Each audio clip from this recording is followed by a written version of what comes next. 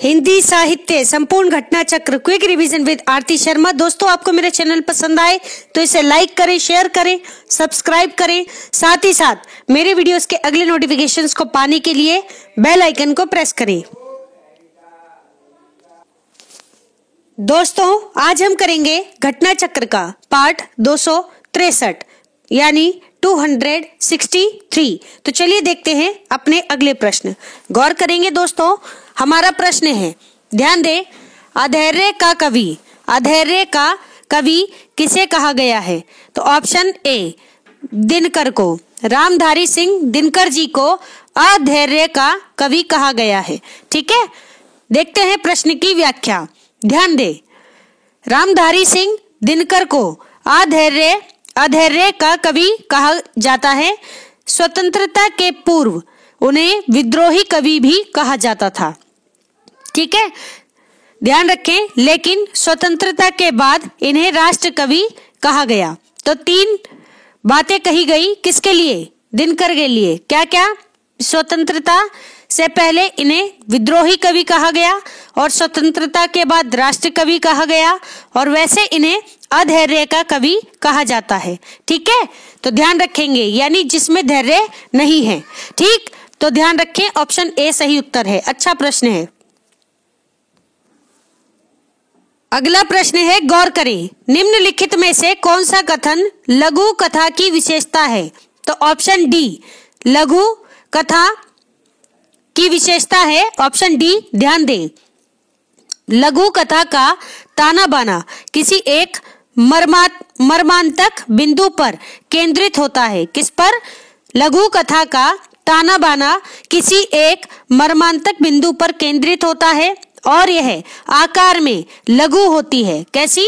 आकार में लघु होती है। ठीक है, यानी छोटी होती है। तो ध्यान रखेंगे दोस्तों, पहली बात, जो लघु कथा है, ठीक है, वह मर्मांतक बिंदु पर केंद्रित होती है और आकार में छोटी होती है। ये दूसरी बात ध्यान रखेंगे। देखते हैं प्रश्न की व्याख्या। ध्यान दें, अधिक तीक्ष्ण दृष्टि और सूक्ष्म मानवीय संवेदना लघु कथा के संदर्भ में अधिक महत्वपूर्ण है। ध्यान दें, यह कह रहे हैं कि लघु कथा के संदर्भ में क्या महत्वपूर्ण ज्यादा है? तो अधिक तीक्ष्ण दृष्टि, ठीक है, और सूक्ष्म मानवीय संवेदना, ये दो बातें। ठीक, फिर है कथ्य की गहन और सूक्ष्म चयन तथा उसकी उचित अभिव्यक्ति उसे मानवीय संवेदना से जोड़ती है। ठीक है, कथ्य की गहन और सूक्ष्म चयन तथा उसकी उचित अभिव्यक्ति उसे मानवीय संवेदना से जोड़ती है और उसकी निष्पत्ति उसे अतिरिक्त महत्व दिला जाता है। ठीक है, और उसकी निष्पत्ति उसे अधिक महत्व दिला जाती है। लघु कथा के आकार पर लघु होना उसके विशिष्ट शिल्प विधान का अनिवार्य परिणाम है। ठीक है, तो लघु कथा के आकार पर लघु होना, ये कह रहे हैं लघु कथा छोटी होती है। ये किस वजह से? उसके विशिष्ट यानी खास तरह के शिल्प विधान के अनिवार्य परिणाम की वजह से ही ऐसा है। अतः विकल्प डी में लघु कथा की विशेषता समाहित है। ठीक है, तो ध्यान रखेंगे, कुछ बातें थी लघु कथा के संदर्भ में, तो ध्यान रहे दोस्तों। अगला प्रश्न है, गौर करेंगे दोस्तों, ध्यान देना जरा, उपन्यास और कहानी के अंतर को व्यक्त करने वाला जो कथन सही नहीं है उसे छांटिए। तो हमें वह कथन देखना है जो उपन्यास और कहानी के अंतर को सही तरह से व्यक्त नहीं करता। तो देखते हैं सबसे पहले ऑप्शन ए। गौर करेंगे दोस्तों, उपन्यास में कथानक होता है, कहानी में वह अनिवार्य नहीं है। यानी उपन्यास में कथानक अनिवार्य है जबकि कहानी में ऐसा नहीं है। कहानी में चरित्र, वातावरण आदि की प्रधानता होती है। किसकी? कहानी में चरित्र, वातावरण आदि की प्रधानता होती है। तो ये है ऑप्शन ए। फिर है ऑप्शन बी, उपन्यास में जीवन के समग्र रूप का चित्रण होता है जबकि कहानी में किसी एक अंश का चित्रण होता है। ठीक है, ये बात भी सही है। तो ऑप्शन ए भी सही है, ऑप्शन बी भी सही है। उपन्यास में जीवन के समग्र रूप का चित्रण होता है, जबकि कहानी में किसी एक अंश का ही चित्रण होता है। ऑप्शन सी देखते हैं। गौर करेंगे दोस्तों, ऑप्शन सी है, उपन्यास में अनेक स्थलों पर इतिवृत्तात्मक वर्णन मिलते हैं। उपन्यास में अनेक स्थलों पर इतिवृत्तात्मक वर्णन मिलते हैं, जबकि कहानी में छोटे आकार के कारण ऐसे स्थल नहीं होते। ठीक है, उपन्यास में अनेक स्थलों पर इतिवृत्तात्मक वर्णन मिलता है, जबकि कहानी में छोटे आकार के कारण ऐसे स्थल नहीं मिलते, यानी इतिवृत्तात्मकता कहानियों में नहीं मिलती। ये भी कथन सही है। अब देखते हैं ऑप्शन डी, उपन्यास कहानी का लघु संस्करण होता है। ये क्या कह रहे हैं, ध्यान दें। उपन्यास कहानी का लघु संस्करण होता है। कहानी तो अपने आप में छोटी होती है, तो उसका लघु संस्करण कैसे हो सकता है, उपन्यास। ठीक है, तो बात पर गौर करें। ठीक, कहानी उपन्यास का 10वां भाग होती है। कहानी उपन्यास का 10वां भाग होती है। ठीक है, तो ये क्या कह रहे हैं, तो ये गलत है ऑप्शन। तो हमें सही नहीं है, ये छांटना था उपन्यास और कहानी में अंतर करते हुए। तो ऑप्शन डी हमारा गलत है। ठीक है, और गलत होते हुए हमारा आंसर ये सही होगा। ठीक है, क्योंकि नहीं है वाला प्रश्न है। ठीक है, ध्यान रखेंगे दोस्तों। एक बार वीडियो रिपीट कर लें या स्क्रीनशॉट ले लें, ध्यान से पढ़ लें, हो सकता है प्रश्न यहीं से बन जाए। ठीक, गौर करेंगे दोस्तों, लघु कथा से बड़ी कहानी होती है। ठीक है, तो ध्यान रखना, पहले कहानी फिर लघु कथा। ठीक है, तो लघु कथा से बड़ी होती है कहानी। ठीक है, यानी लघु कथा छोटी होती है। कहानी से बड़ा क्या होता है, उपन्यास होता है। ठीक है, और कहानी उपन्यास का लघु संस्करण होती है। ठीक है, ध्यान दें, जो एक घटना को समेटते हुए उसके सकारात्मक एवं नकारात्मक स्वरूप को विस्तार पूर्वक कहने की चेष्टा करती है, अतः विकल्प डी असत्य है। ठीक है, ध्यान से सुने, ये क्या कह रहे हैं, लघु कथा, मैंने अभी आपको बताया था, थोड़ा सा गलत बता दिया, एक बार व्याख्या ध्यान से सुन ले। क्या कह रहे हैं, लघु कथा से बड़ी कहानी होती है, कहानी से बड़ा उपन्यास होता है, कहानी उपन्यास का लघु संस्करण होती है। ये बात सही है, जो एक घटना को समेटती है और घटना को समेटते हुए उसके सकारात्मक और नकारात्मक दोनों ही स्वरूपों को विस्तार पूर्वक कहने की चेष्टा करती है। ठीक है, अतः विकल्प डी असत्य है, गलत है। ठीक, ध्यान रखेंगे, सही बताया था दोस्तों। गौर करेंगे दोस्तों, उपन्यास और कहानी का मूल अंतर है, उसका क्या, तो ध्यान दें ऑप्शन बी, विषय निरूपण। विषय निरूपण उपन्यास और कहानी का मूल अंतर है। ठीक है, तो ध्यान रखेंगे, ऑप्शन बी सही उत्तर है। देखते हैं प्रश्न की व्याख्या। गौर करेंगे दोस्तों, ध्यान देना जरा, उपन्यास और कहानी का मूल अंतर उसका विषय निरूपण है। क्या है, उसका विषय निरूपण है। कहानी लघु आकार की होती है, यानी छोटे आकार की होती है, जबकि उपन्यास काफी विस्तृत होता है। ठीक है, कहानी में प्रायः किसी मनोदशा या एक घटना का वर्णन होता है। कहानी में प्रायः किसी मनोदशा या एक घटना का वर्णन होता है, जबकि उपन्यास में समग्र मानव जीवन से संबंधित विविध घटनाओं का समावेश होता है। जबकि उपन्यास में समग्र मानव जीवन से संबंधित विविध घटनाओं का समावेश होता है। ध्यान रखेंगे दोस्तों, तो उपन्यास सबसे बड़ा, ठीक है, फिर कहानी, उसके बाद लघु कहानी। ठीक है, तो ध्यान रखेंगे।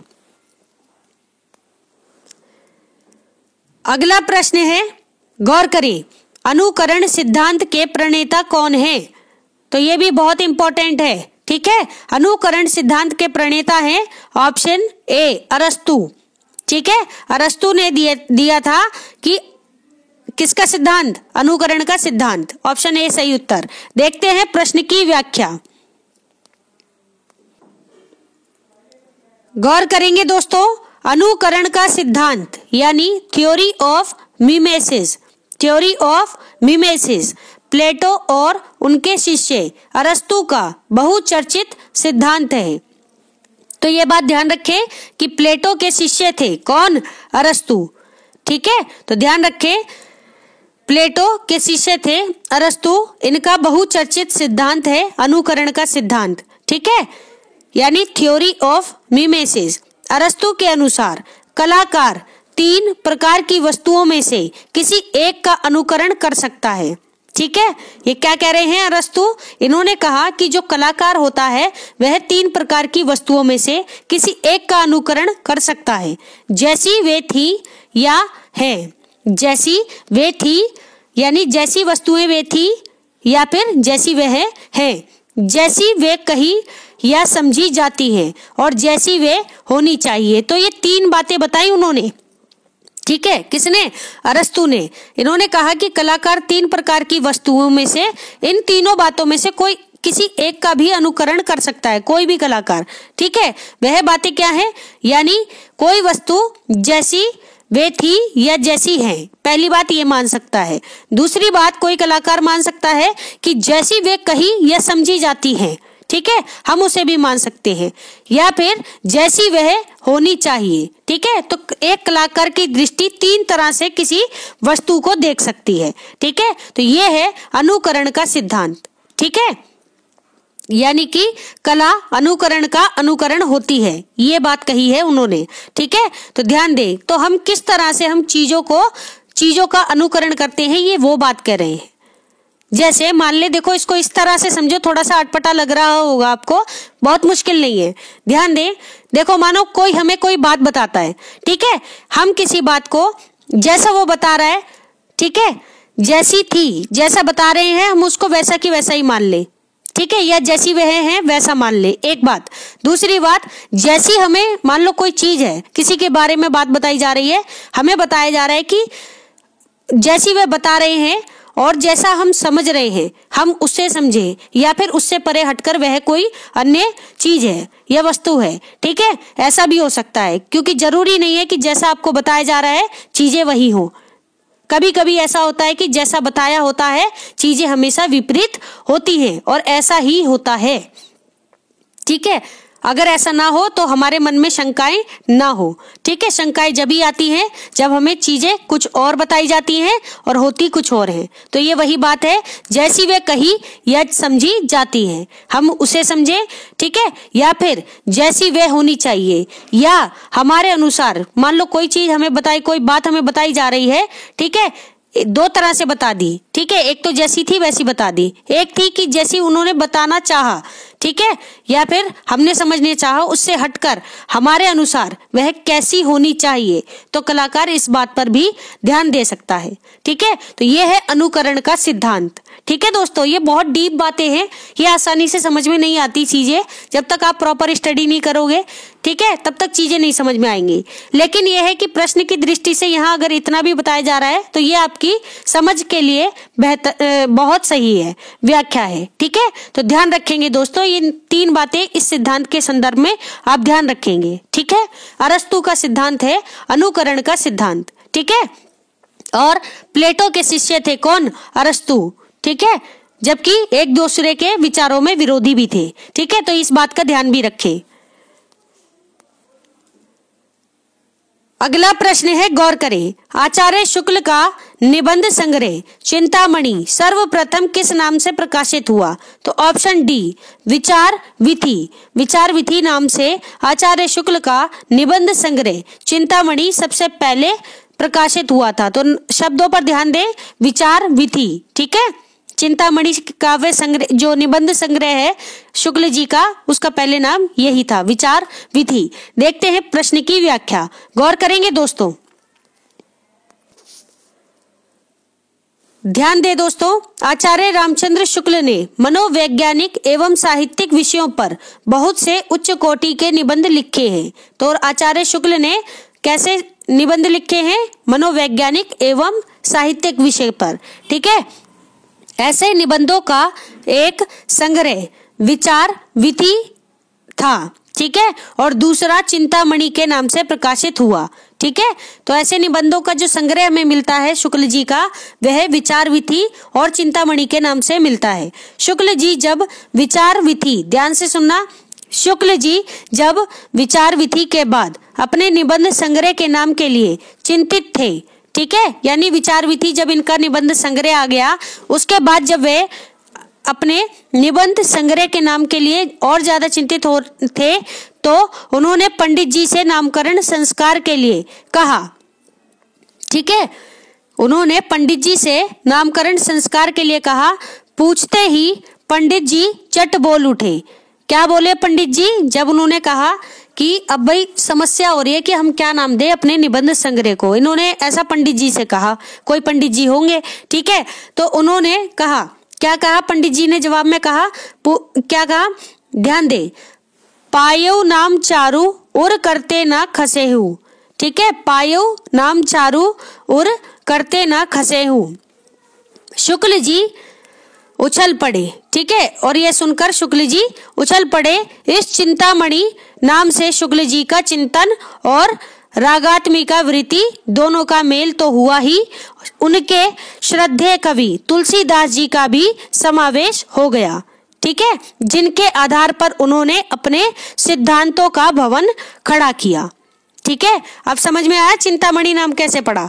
तो ध्यान रहे, क्या कहा पंडित जी ने, पायऊ नाम चारु उर करते ना खसे हो। ठीक है, ये सुनते ही शुक्ल जी उछल पड़े और इस चिंतामणि नाम से शुक्ल जी का चिंतन और रागात्मिका वृत्ति दोनों का मेल तो हुआ ही, यानी कि इनके निबंधों में, शुक्ल जी के निबंधों में रागात्मिका वृत्ति भी मिलती है, तो ये भी ध्यान रखें। और उनके श्रद्धेय कवि तुलसीदास जी को बहुत ज्यादा मानते थे। कौन?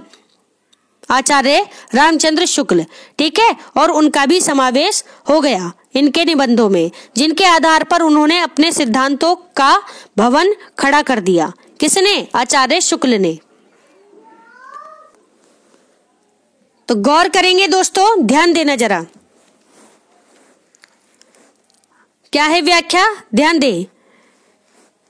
अतः स्पष्ट है कि चिंतामणि ही पूर्व नाम से विचार विधि था। चिंतामणि का पहले नाम क्या था? विचार विधि। ये बात आप याद रखेंगे दोस्तों, बहुत ही इंपॉर्टेंट बात है। अगला प्रश्न है, भ्रमर गुफा के लिए दूसरा उपयुक्त नाम कौन सा है? तो ऑप्शन ए ब्रह्मरंध्र। ठीक है, ब्रह्मरंध्र भ्रमर गुफा के लिए दूसरा उपयुक्त नाम है। ऑप्शन ए सही है। ठीक है, शब्द पर ध्यान दे, अच्छा प्रश्न है। ब्रह्मरंध्र है, ब्रह्मरंध्र। ठीक है, ध्यान दे व्याख्या पर। भ्रमर गुफा जिसके अंतर्गत हठ योग आता है, तो हठ योग किसके अंतर्गत आता है? भ्रमर गुफा के अंतर्गत। इसका दूसरा उपयुक्त नाम क्या है? ब्रह्मरंध भी है, ब्रह्मरंध। ठीक है, तो ध्यान रखेंगे दोस्तों। अगला प्रश्न है, गौर करें। साहित्य मनुष्य के अंतर का उच्छलित आनंद है, यह कथन किसका है? साहित्य मनुष्य के अंतर का उच्छलित आनंद है, तो दोस्तों यह कथन है ऑप्शन बी, आचार्य हजारी प्रसाद द्विवेदी जी का। किसका? आचार्य हजारी प्रसाद द्विवेदी जी का कथन है, साहित्य मनुष्य के अंतर का उच्छलित आनंद है। ठीक है, ऑप्शन बी। देखते हैं प्रश्न की व्याख्या, गौर करेंगे दोस्तों। आचार्य हजारी प्रसाद द्विवेदी जी के अनुसार साहित्य वस्तुतः मनुष्य का वह उच्छलित आनंद है जो उसके अंतर में अटाए नहीं अट सका। ठीक है, ये क्या कह रहे हैं? हजारी प्रसाद द्विवेदी जी के अनुसार साहित्य वस्तुतः मनुष्य का वह उच्छलित आनंद है जो उसके अंतर में अटाए नहीं अट सका था। प्रस्तुत पंक्ति इसी का संक्षिप्त रूप है। ठीक है, द्विवेदी जी का कथन है, हजारी प्रसाद द्विवेदी जी का कथन है, साहित्य मानव जीवन से सीधा उत्पन्न न होकर, ध्यान से सुने, साहित्य मानव जीवन से सीधा उत्पन्न होकर सीधे मानव जीवन को प्रभावित करता है। किसको? मानव जीवन को प्रभावित करता है।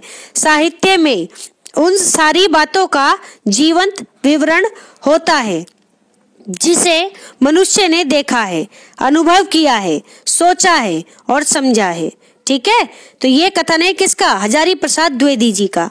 एक बार फिर से सुनेंगे ये कथन, गौर करेंगे दोस्तों, हजारी प्रसाद द्विवेदी जी के अनुसार। ठीक है, ध्यान देना। कथन है, साहित्य मानव जीवन से सीधा उत्पन्न होकर सीधे मानव जीवन को प्रभावित करता है। साहित्य में उन सारी बातों का जीवंत विवरण होता है जिसे मनुष्य ने देखा है, अनुभव किया है, सोचा है और समझा है। ठीक है, तो ये बात ध्यान रखेंगे दोस्तों आप। ठीक है,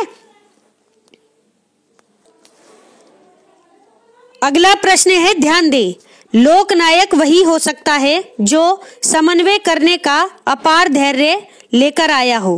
ठीक है, क्या पंक्ति है? लोकनायक वही हो सकता है जो समन्वय करने का अपार धैर्य लेकर आया हो। उनका सारा काव्य समन्वय की विराट चेष्टा है। उनका सारा काव्य समन्वय की विराट चेष्टा है। तुलसीदास के संबंध में यह कथन किसका है? तो दोस्तों यह कथन है हजारी प्रसाद द्विवेदी जी का। ठीक है, तो देखते हैं इसका सही उत्तर।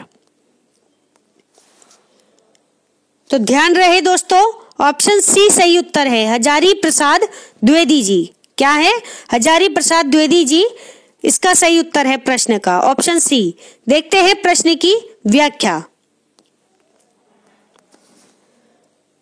गौर करेंगे दोस्तों। भारतवर्ष का लोकनायक वही हो सकता है जो समन्वय का अपार धैर्य लेकर आया हो। उनका सारा काव्य समन्वय की विराट चेष्टा है। तुलसीदास में केवल लोक और शास्त्र का ही समन्वय नहीं है, वैराग्य और गृहस्थ का, निर्गुण और सगुण का, पुराण, ध्यान से सुने ये क्या कह रहे हैं, एक बार फिर से सुने। ये कह रहे हैं ये उनका सारा काव्य समन्वय की विराट चेष्टा है। तुलसीदास में केवल लोक और शास्त्र का ही समन्वय नहीं है, वैराग्य और गृहस्थ का, निर्गुण और सगुण का, यहाँ पर कोमा आना चाहिए दोस्तों। इतनी स्पेलिंग एरर करते हैं कि लाइन पढ़ने में ही गड़बड़ हो जाती है। ठीक है, तो ध्यान दें, वैराग्य और गृहस्थ का, निर्गुण और सगुण का, पुराण और काव्य का, भावावेश और अनासक्त चिंतन का, ब्राह्मण और चांडाल का, पंडित और अपंडित का समन्वय है। ठीक है, तुलसीदास के संबंध में यह कथन हजारी प्रसाद द्विवेदी जी का है। ठीक है, तो देखो कितने सारे समन्वय के अंतर्गत इन्होंने किसको किसको लिया है, वैराग्य और गृहस्थ, पहली बात। दूसरी बात निर्गुण और सगुण, फिर है पुराण और काव्य, फिर है भावावेश और अनासक्त चिंतन, फिर है ब्राह्मण और चांडाल, फिर है पंडित और अपंडित का समन्वय। ये सभी बातें तुलसीदास की लोक मंगल की भावना यानी कि समन्वय के अंतर्गत आती हैं। तो ध्यान रखेंगे दोस्तों, हजारी प्रसाद द्विवेदी जी ने यह कथन कहा है। ठीक है, कि लोकनायक वही हो सकता है जो समन्वय का अपार धैर्य लेकर आया हो। ठीक है, अगला प्रश्न है, हिंदी में तुलनात्मक आलोचना का शुभ आरंभ किसने किया? तो ऑप्शन बी, पद्म सिंह शर्मा ने।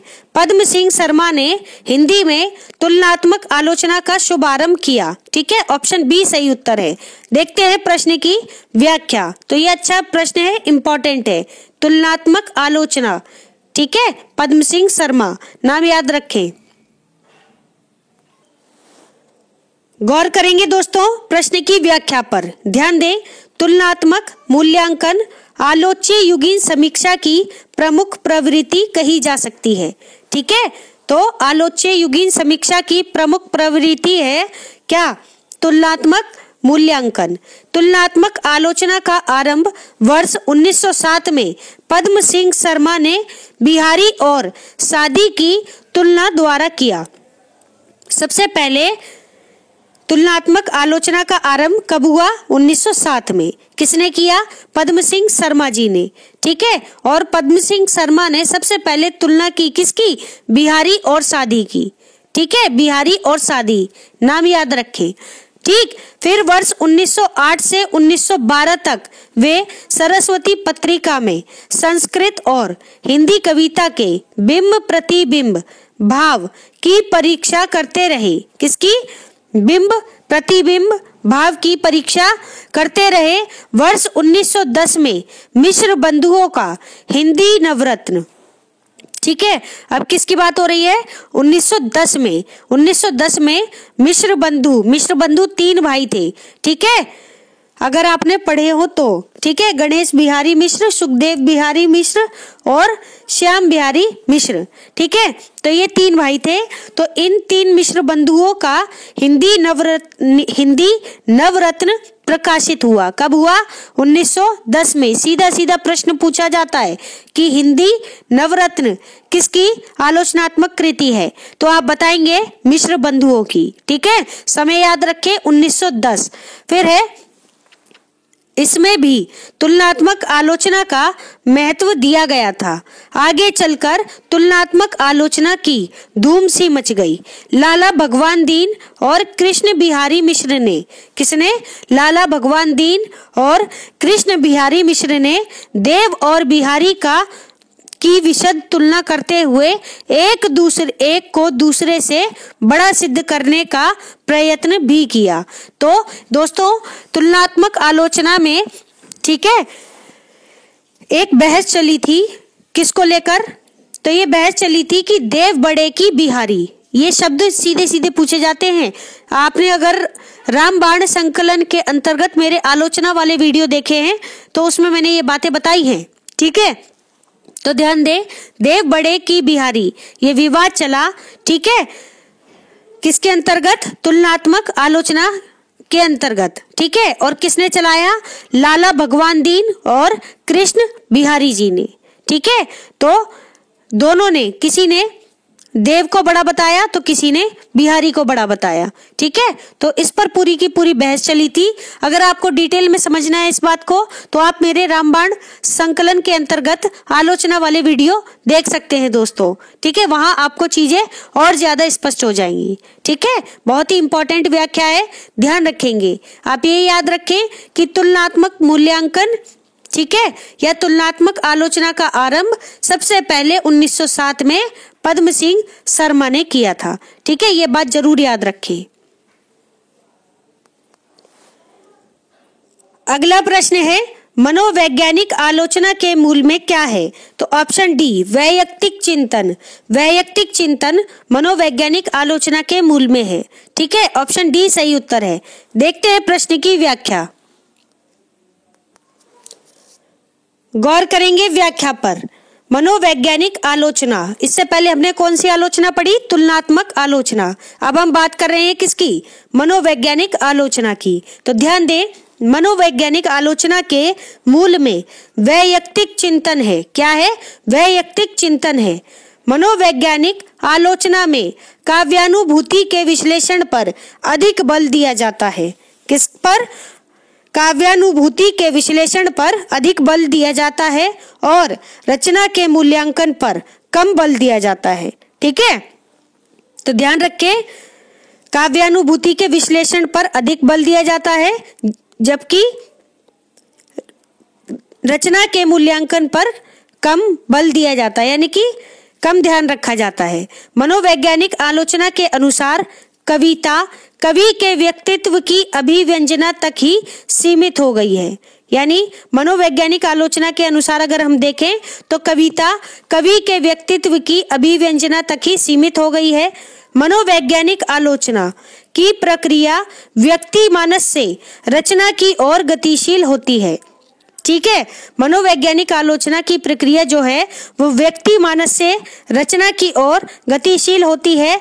रचना के यथार्थ से रचनाकार की सामाजिक चेतना के संबंध की उपेक्षा करती है, ठीक है। इसलिए उसका व्यक्तित्व स्वरूप इतिहास विरोधी होता है। इसलिए उसका व्यक्तित्ववादी स्वरूप इतिहास विरोधी होता है। मनोवैज्ञानिक आलोचना लेखक के व्यक्तित्व को सर्वाधिक महत्व देती है। मनोवैज्ञानिक आलोचना लेखक के व्यक्तित्व को सर्वाधिक महत्व देती है। लेकिन ध्यान से सुने, गौर करें दोस्तों, लेकिन ध्यान दे जरा, फ्राई की आलोचना, फ्राइड, ये फ्राइड की बात हो रही है, फ्राई की आलोचना में रचनाकार की चेतना और उसके अभिप्रायों की चर्चा के लिए कोई भी स्थान नहीं है। ठीक है, तो फ्राइड कैसे आलोचक हैं या मनोवैज्ञानिक हैं? ठीक है, तो ध्यान रखें, मनोवैज्ञानिक हैं। ठीक है, मनोविश्लेषणवादी हैं फ्राइड। तो फ्राइड की आलोचना में रचनाकार की चेतना और उसके अभिप्रायों की चर्चा के लिए कोई भी स्थान नहीं है। ठीक है, ध्यान रखेंगे दोस्तों, अच्छा प्रश्न है ये भी। तो दोस्तों, हमारा आज का ये वीडियो यही समाप्त होता है। Thanks for watching. अगर आपको मेरे वीडियोस पसंद आ रहे हो तो इन्हें लाइक करें, शेयर करें, मेरे चैनल को सब्सक्राइब करें। साथ ही साथ में मेरे वीडियोस के अगले नोटिफिकेशंस को पाने के लिए बेल आइकन को प्रेस करें। धन्यवाद दोस्तों।